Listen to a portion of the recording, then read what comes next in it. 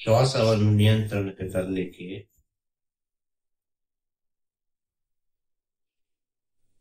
ನಿಮ್ಮ ಸುತ್ತಮುತ್ತಲು, ನಿಮ್ಮ ಪರಿಸರ, ನಿಮ್ಮ ಸುತ್ತಮುತ್ತಲಿರುವವರು ಹೇಗೆ ಇದ್ದರೆ ಅದರ ಮೇಲೆ ಡಿಪೆಂಡ್. ಸರಿ ಸರಿ ಗುರುಗಳೇ. ನಿಮ್ಮ ಸುತ್ತಮುತ್ತಲು ಹೇಗೆ ಉಂಟು ಅದೇ ರೀತಿ ನಿಮ್ಮ ಶ್ವಾಸದ ಕ್ರಿಯೆಗಳು.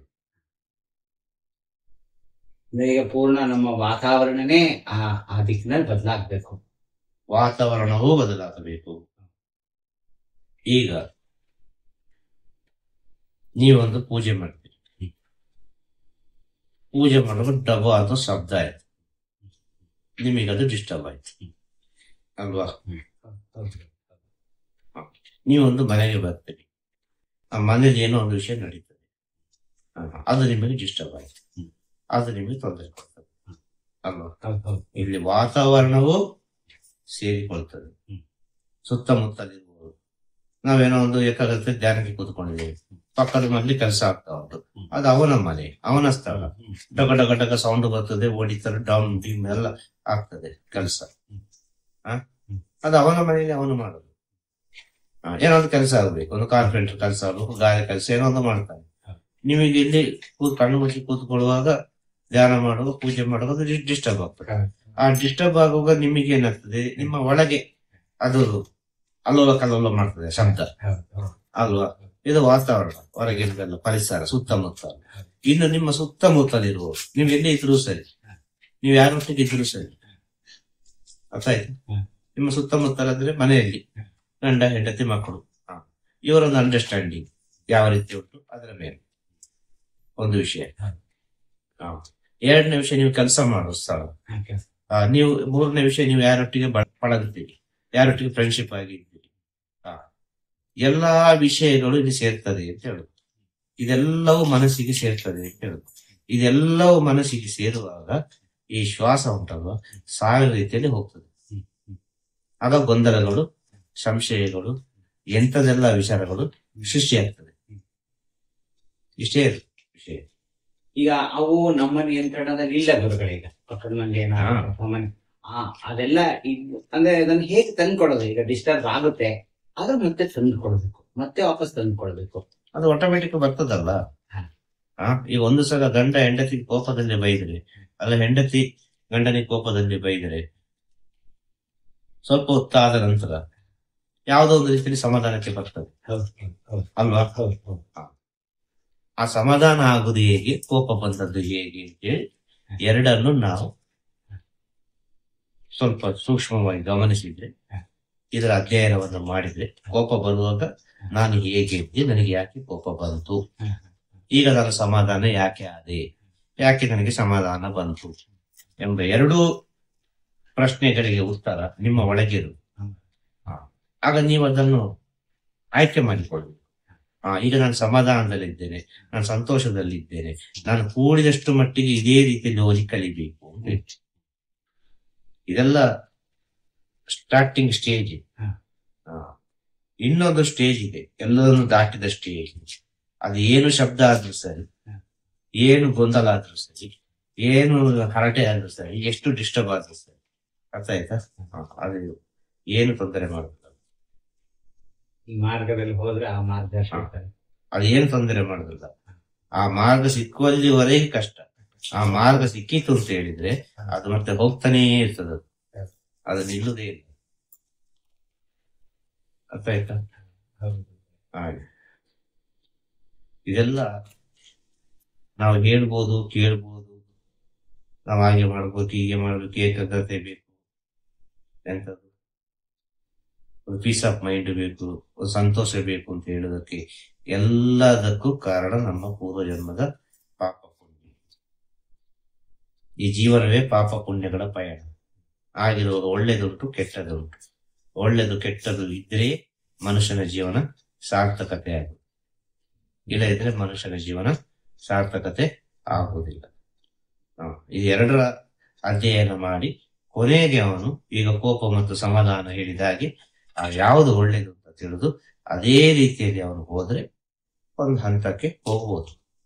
ಅಷ್ಟು ಸುಲಭ ಇಲ್ಲ. ಇದಕ್ಕೆಲ್ಲ ನಮ್ಮ ಕರ್ಮ ಕೂಡ ಕಾರಣ ಆಗ್ತದೆ ಅಂತ ಹೇಳು. ಆಗ ನಮಗೊಂದು ಕರ್ಮ ಕೊಟ್ಟಿದ್ದಾನೆ ಭಗವಂತ, ಒಂದು ಸಂಸಾರ ಕೊಟ್ಟಿದ್ದಾನೆ. ಸಂಸಾರದಲ್ಲಿದ್ದವರಿಗೆ ಇನ್ನು ಸಂಸಾರ ಬಿಟ್ಟಿರ್ತಾರೆ ಕೆಲವರು, ಅದು ಏನು ಅಂತ ಇಲ್ಲ. ಆ ಕಡೆ ಸಂಸಾರದಲ್ಲಿ ಇಲ್ಲ, ಈ ಕಡೆ ಸಂಸಾರದ ಒಳಗೂ ಇಲ್ಲ, ಸಂಸಾರದ ಹೊರಗೂ ಇಲ್ಲ ಅಂತ ಒಂದು ಸ್ಥಿತಿ ಇರ್ತದೆ. ಇದನ್ನು ದಾಟಿ ಸಂಸಾರವೇ ಬೇಡ ಅಂತ ಒಂದು ಸ್ಥಿತಿ ಇರ್ತದೆ. ಅಂತವರಿಗೆ ಕೊನೆಗೆ ಕಣ್ಣಿಗೆ ಕಾಣುವುದೇ ಒಂದು ಗುರುಗಳನ್ನೇ ಕಣ್ಣಿಗೆ ಕಾಣುವುದು.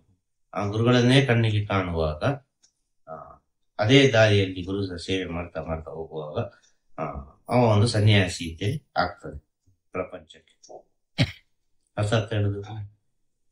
ಗುರುವಿನ ಸೇವೆಯಲ್ಲಿ ಅವನನ್ನು ಮರ್ತು ಬಿಡ್ತಾನೆ.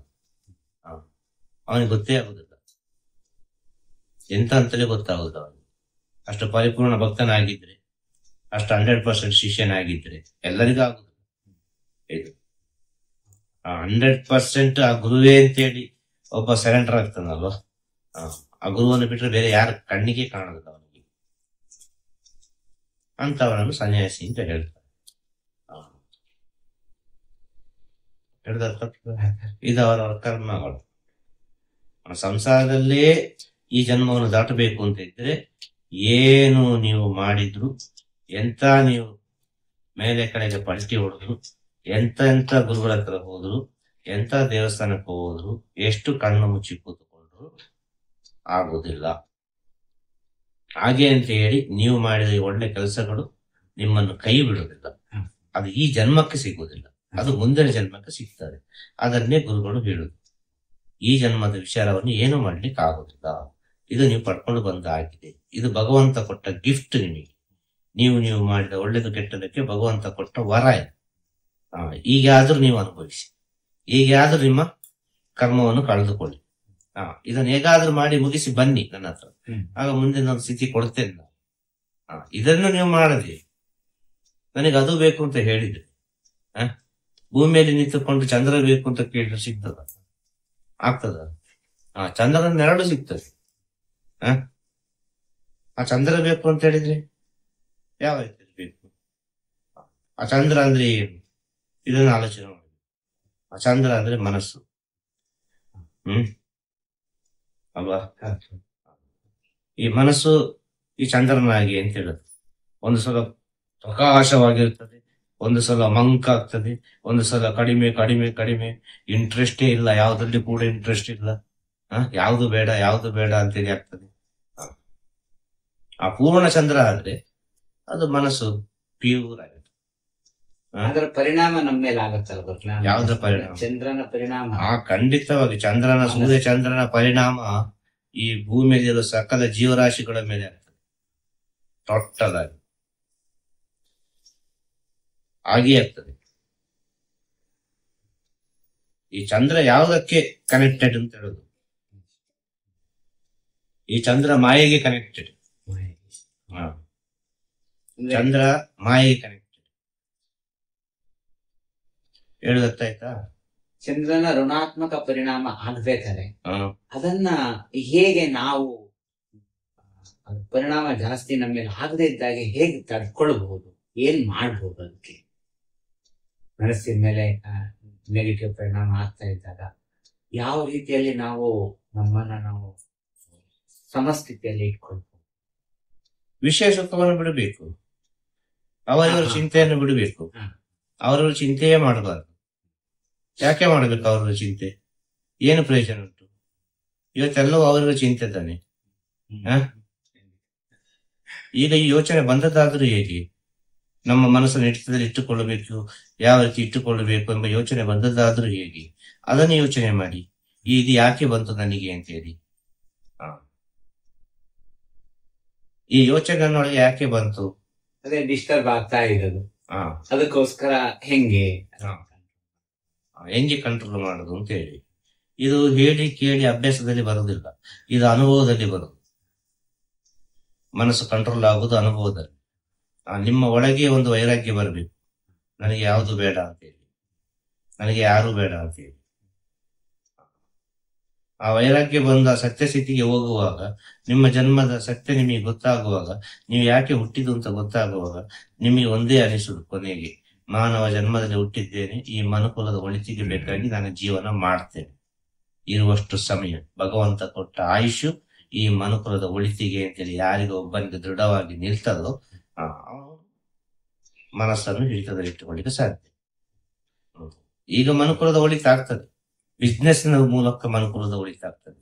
ಬಿಸ್ನೆಸ್ನ ಮೂಲಕ ಮನುಕುಲದ ಒಳಿತಾಗುವುದಲ್ಲ, ಸತ್ಯದ ಮೂಲಕ, ಪ್ರೀತಿಯ ಮೂಲಕ ಮನುಕುಲದ ಒಳಿತಾಗಬೇಕು, ಮಾನವ ಜನ್ಮದ ಒಳಿತಾಗಬೇಕು. ಎಲ್ಲರಿಗೂ ಒಳ್ಳೆದಾಗಲಿ, ಶುಭವಾಗಲಿ. ತಿರುಚಿಟ್ರಂಬಲಂ ತಿರುಚಿಟ್ರಂಬಲಂ. ಗುರುವೇ ಶರಣಂ. ಗುರುವೇ ಶರಣಂ. ನಮಃ ಶಿವಾಯ. ನಮಃ ಶಿವಾಯ. ನಮಃ ಶಿವಾಯ. ನಮಃ ಶಿವಾಯ. ನಮಃ ಶಿವಾಯ. ನಮಃ ಶಿವಾಯ.